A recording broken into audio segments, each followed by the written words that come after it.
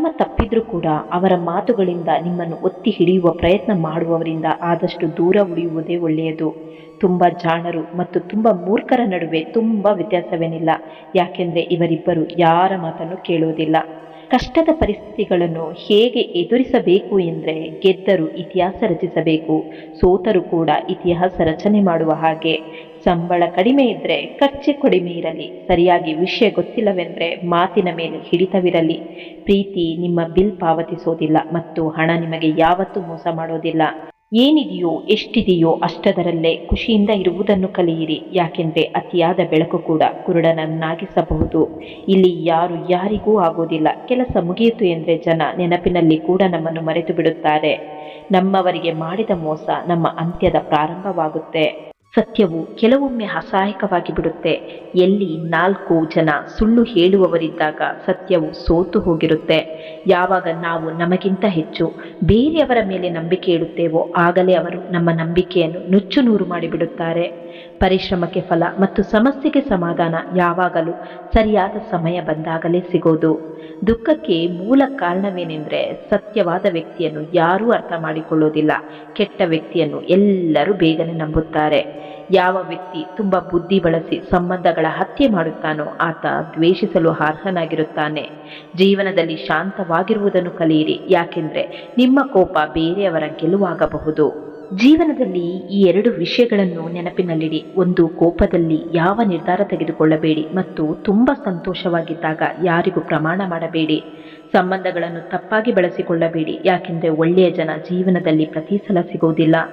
ಯಾರು ನಾಯಕರಾಗಿರುತ್ತಾರೋ ಆತ ಶತ್ರುಗಳೊಂದಿಗೆ ಹೋರಾಡುತ್ತಾನೆ. ಯಾರು ನಾಲಾಯಕ ಆಗಿರುತ್ತಾನೋ ಆತ ತಮ್ಮವರೊಂದಿಗೆ ಹೋರಾಡುತ್ತಾನೆ.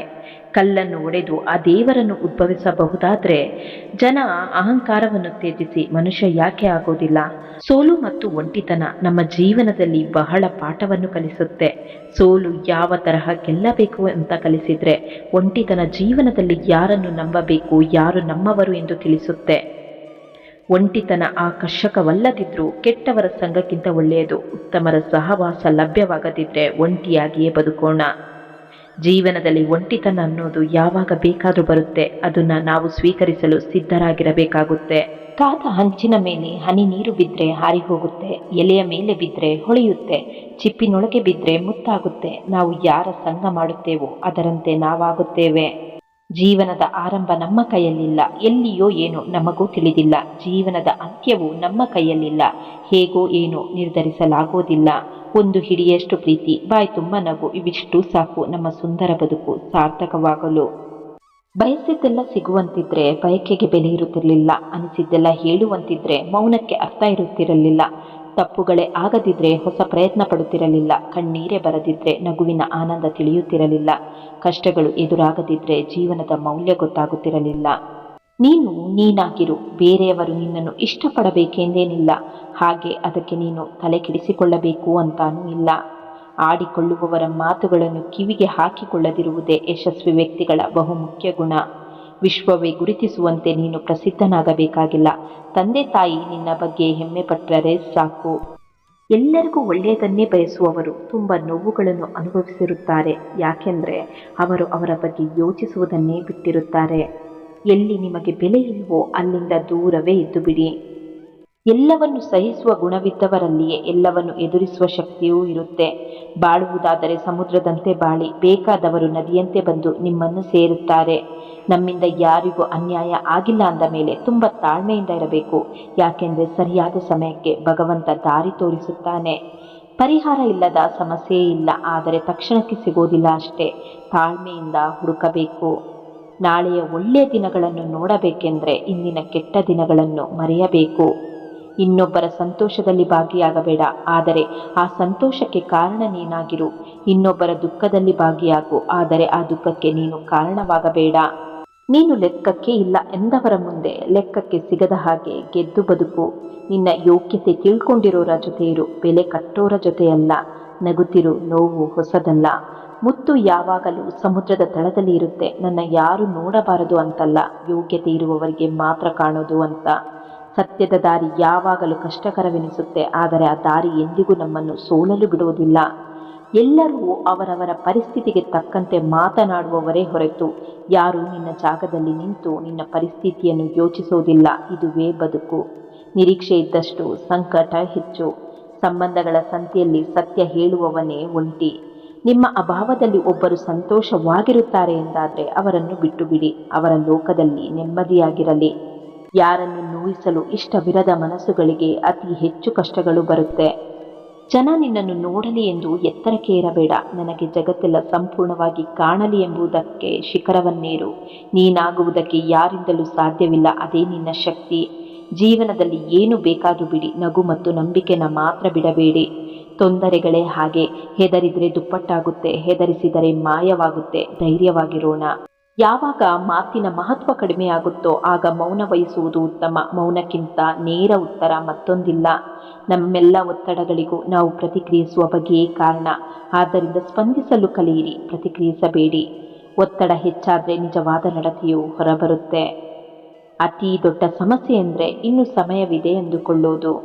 ಒಬ್ಬ ವ್ಯಕ್ತಿ ನಿನ್ನ ಮುಂದೆ ಹೇಗಿದ್ದಾನೆ ಅನ್ನೋದು ನಿಜವಲ್ಲ, ನಿನ್ನ ಹಿಂದೆ ಹೇಗಿದ್ದಾನೆ ಅನ್ನೋದೇ ನಿಜ. ತಾಳ್ಮೆ ಅಂದರೆ ಏನು ಗೊತ್ತಾ? ನಮ್ಮನ್ನು ಮೂರ್ಖರಾಗಿಸ್ತಾ ಇದ್ದಾರೆ ಅಂತ ಗೊತ್ತಿದ್ರೂ ನಾವು ನಮ್ಮದೇ ತಪ್ಪಿರಬಹುದು ಅಂತ ತಿಳ್ಕೊಂಡು ತಲೆ ತಗ್ಗಿಸ್ತೀವಲ್ಲ, ಅದು. ಶ್ರಮ ಮತ್ತು ಅದೃಷ್ಟ ಒಂದೇ ಬೆಂಚಿನ ಸ್ನೇಹಿತರು. ಮೊದಲು ಶ್ರಮದ ಪರಿಚಯ ಮಾಡಿ, ನಂತರ ಶ್ರಮ ಅದೃಷ್ಟದ ಪರಿಚಯ ಮಾಡಿಸುತ್ತೆ. ನೀವು ಕಷ್ಟದಲ್ಲಿರುವಾಗ ದೇವರು ಮೌನವಾಗಿದ್ದಾನೆಂದು ಚಿಂತೆ ಪಡಬೇಡಿ. ಪರೀಕ್ಷೆ ಬರೆಯುವಾಗ ಶಿಕ್ಷಕರು ಮೌನವಾಗಿರುತ್ತಾರೆ. ಮನುಷ್ಯರು ಕೂಡ ಸೂರ್ಯಕಾಂತಿ ಹೂ ಇದ್ದ ಹಾಗೆ, ಯಾವ ಕಡೆ ಲಾಭ ಇರುತ್ತೋ ಆ ಕಡೆ ತಿರುಗುತ್ತಾರೆ. ನಮಗೆ ಒಳ್ಳೆಯದೇ ಆಗಲಿ ಅಥವಾ ಕೆಟ್ಟದೇ ಆಗಲಿ, ಮೊದಲು ಯಾರಿಗೆ ಹೇಳಬೇಕು ಎಂದು ಮನಸ್ಸು ಬಯಸುತ್ತೋ ಅವರನ್ನು ನಾವು ಈ ಪ್ರಪಂಚದಲ್ಲಿ ಹೆಚ್ಚು ಪ್ರೀತಿಸುತ್ತೇವೆ ಎಂದರ್ಥ. ಮನಸ್ಸು ಬಿಚ್ಚಿ ಮಾತನಾಡಿದರೆ ಬೇಕಾದದ್ದು ಪಡೆಯಬಹುದು. ಮನಸ್ಸಿನಲ್ಲಿ ಇಟ್ಟು ಕೊರಗಿದ್ರೆ ಇದ್ದದ್ದು ಕಳೆದು ಹೋಗಬಹುದು. ಅಗತ್ಯವಿದ್ದಲ್ಲಿ ಮನ ಬಿಚ್ಚಿ ಮಾತನಾಡಿ. ಮೋಸದ ಲೋಕದಲ್ಲಿ ಮೌನವಾಗಿದೆ ಇಂದಿನ ಮನಗಳು. ಜೀವನದ ಬಗ್ಗೆ ಎರಡು ಮಾತಿನಲ್ಲಿ ಹೇಳಬೇಕಂದ್ರೆ ಕಣ್ಣಿಗೆ ಇಷ್ಟವಾದದ್ದು ಕೈಯಲ್ಲಿ ಇರೋದಿಲ್ಲ, ಮನಸ್ಸಿಗೆ ಇಷ್ಟವಾದದ್ದು ಜೀವನದಲ್ಲಿ ಸಿಗೋದಿಲ್ಲ. ಏನಾದರೂ ಆಗಬೇಕು ಅಂದುಕೊಂಡಿದ್ರೆ ಸಮುದ್ರವೇ ಆಗು. ಶತ್ರುಗಳು ನಿನ್ನ ಯೋಗ್ಯತೆಯನ್ನು ಅಳೆದು ಅಳೆದು ಬೆವರು ಸುರಿಸಬೇಕು. ಅವಶ್ಯಕತೆ ಮತ್ತು ಅನಿವಾರ್ಯತೆ ಒಳ್ಳೆಯವರನ್ನು ದ್ವೇಷಿಸುವಂತೆ ಮಾಡುತ್ತೆ, ಕೆಟ್ಟವರನ್ನು ಪ್ರೀತಿಸುವಂತೆ ಮಾಡುತ್ತೆ. ನನಗೆ ಯಾರೂ ಇಲ್ಲ ಅಂತ ಚಿಂತಿಸುವುದಕ್ಕಿಂತ ನನಗೆ ಯಾರೂ ಬೇಕಾಗಿಲ್ಲ ಅಂತ ಬದುಕುವುದು ಒಳ್ಳೆಯದು. ಮನುಷ್ಯನಿಗೆ ಆಸೆ ಜಾಸ್ತಿ, ನೋಡಿದ್ದೆಲ್ಲ ಬೇಕು ಅಂತ ಬಯಸುತ್ತೆ. ಕಾಲಕ್ಕೆ ಕ್ಲಾರಿಟಿ ಜಾಸ್ತಿ, ಯಾರಿಗೆ ಏನು ಕೊಡಬೇಕು ಅದನ್ನೇ ಕೊಡುತ್ತೆ. ಕೋಪ ಅರ್ಥವಾದಷ್ಟು ಕಾಳಜಿ ಅರ್ಥವಾದರೆ ಯಾವ ಸಂಬಂಧದಲ್ಲೂ ಬಿರುಕು ಮೂಡೋದಿಲ್ಲ. ಯಾವಾಗಲೂ ಸಣ್ಣ ಸಣ್ಣ ಖರ್ಚಿನ ಬಗ್ಗೆ ನಿಗಾ ಇರಲಿ. ಯಾಕೆಂದರೆ ಅದೆಂಥ ದೊಡ್ಡ ಹಡಗು ಬಂದರೂ ಸಣ್ಣ ಸೋರಿಕೆಯಿಂದಲೇ ಮುಳುಗಿ ಹೋಗುತ್ತೆ. ಎಲ್ಲಿಯವರೆಗೆ ನೀನು ಭಯಪಡುತ್ತಾ ಇರುತ್ತೀಯೋ ಅಲ್ಲಿಯವರೆಗೆ ನಿನ್ನ ಜೀವನದ ನಿರ್ಧಾರವನ್ನು ಬೇರೆಯವರು ತೆಗೆದುಕೊಳ್ಳುತ್ತಾರೆ. ಈ ಜೀವನದಲ್ಲಿ ಯಾರು ನಿನ್ನವರು ಯಾರು ನಿನ್ನವರಲ್ಲ ಎಂಬುದು ಅರ್ಥವಾಗುವುದು ಸಮಯ ಮತ್ತು ಸಂದರ್ಭ ಬಂದಾಗ ಮಾತ್ರ. ಪ್ರಪಂಚಕ್ಕೆ ಒಳ್ಳೆಯವರಾಗದಿದ್ರೂ ಪರವಾಗಿಲ್ಲ, ಆದರೆ ನೀನೇ ಪ್ರಪಂಚ ಎನ್ನುವವರಿಗೆ ಒಳ್ಳೆಯವರಾಗಿರಿ ಸಾಕು. 100 ಸುಳ್ಳು ಹೇಳಿ ನಂಬಿಸುವ ಪ್ರಯತ್ನ ಮಾಡುವುದಕ್ಕಿಂತ ಒಂದು ನಿಜ ಹೇಳಿ ಕ್ಷಮಿಸಿ ಎಂದು ಕೇಳುವುದು ಬಹಳ ಉತ್ತಮ.